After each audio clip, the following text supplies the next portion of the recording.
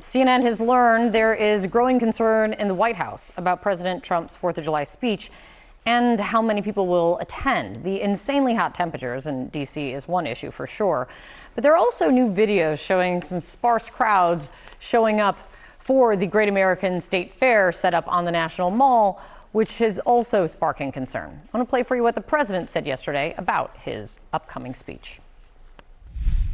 On July 4th, it's going to be approximately 107 degrees out. And I'm going to go and I'm going to make a really long speech just to show that I can do anything. It's going to be 107. CNN's Adam Cankren has much more reporting on this. What are you learning about all this? Yeah, well, the president's right. It's certainly going to be hot, and that's just one of the challenges that we may see over the weekend, that we have seen over the past week and a half of this celebration across D.C. This was supposed to be really a marquee moment for President Trump, something he talked about since even before he was elected. He gets to preside over America's 250th birthday, all of these celebrations both here in D.C. and around the country, and instead we've seen it just kind of become the latest series of challenges for this administration. So take the Great American State Fair as an example. We've seen this on the Mall over the last week. And when CNN's been down there, the crowds have been pretty sparse owing to a few different reasons. One, the temperatures, it's just hot out there. Secondly, there's not enough, really a ton of shade. You can't bring chairs into the State Fair. You can't bring bottled water or food. And the programming has been kind of inconsistent. The state booths we've gone to, some have been great. You know, Arizona, as an example, has been really built out, attracted a lot of people. Others have been pretty lackluster. One of the complications that we saw this past yesterday was that the air conditioning in some of them broke. And when it's this hot out, that's not something that people are going to be able to go to and enjoy.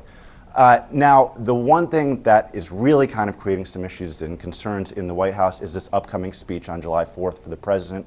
If you remember, about a week ago, he gave another speech on the Mall. The crowd was not huge, and when the president saw an aerial photo of it, sources told CNN that he became infuriated, that he was very upset about the size of the crowd. And that has fed this kind of angst that has come into July 4th weekend, that again, the crowd for his really big July 4th 250 speech is going to be underwhelming, owing to both the temperatures and also the late hour of the speech. We're expecting a full day of events leading up to Trump's speech and then fireworks afterward that could be pushing midnight. One White House official told CNN, quote, "I do not understand why we're doing this so late. I'm not really sure who thought that this was a good idea." Now, as for Trump, he has insisted that he's unbothered by all of this. You heard that soundbite. He said, quote, "Just to show I can do anything, I'm going to go really long." We'll see how this all plays out on Saturday. More than 180 million people are under a level 3 or a 4 heat risk, according to the National Weather Service. Over the next few days, temperatures could climb into the mid-90s to low 100s, with humidity pushing feels like temperatures as high as 110 degrees. CNN's Tom Foreman is on the National Mall, where thousands are expected to gather this weekend for the 4th of July. Tom, this could be the hottest Independence Day the nation's capital has ever recorded. How are D.C. officials preparing? Well, with two different messages. For one thing, local officials in particular are pointing out that this is an extreme heat warning, and they're telling people you got to get water, you got to be unshade, at least air conditioning if you can. You can't expose yourself to this very long. And they're pointing in some ways like to the visitors here at the Great American State Fair events here, because a lot of these people are out in the sun, and it's only going to get hotter. In fact, some of the exhibits today, they've had intermittent power problems. They lost their air conditioning today, so much that the workers there simply left their stations and said, fend for yourself, tourists, as best you can. Different message from the administration, though. They've been very troubled by the anemic showing of people here, not that many people. They've been troubled by the embarrassment of what's happened with the reflecting pool down the way, and they really want to have a lot more people out, especially for the 4th. But a big challenge there, too. Security is going to be at the level of an inaugural event, which means more roads closed, more blockages for pedestrians, more waits. And by the way, Jake, the fireworks are not expected to go until maybe 11 o'clock at night. That's more time waiting in the heat.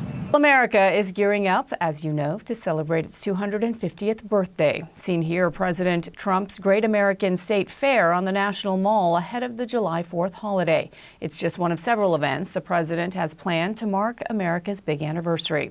And as Jeff Zeleny reports, Trump is making sure that he remains at the center of celebrations. He flew on his new plane. And for the first time as president, he rode on a train. Donald Trump is making a splash heading into Independence Day, a celebration of America's 250th anniversary, and himself. On July 4th, it's going to be approximately 107 degrees out. And I'm going to go and I'm going to make a really long speech just to show that I can do anything. He visited the Badlands of North Dakota today, his motorcade escorted by Rough Riders on horseback.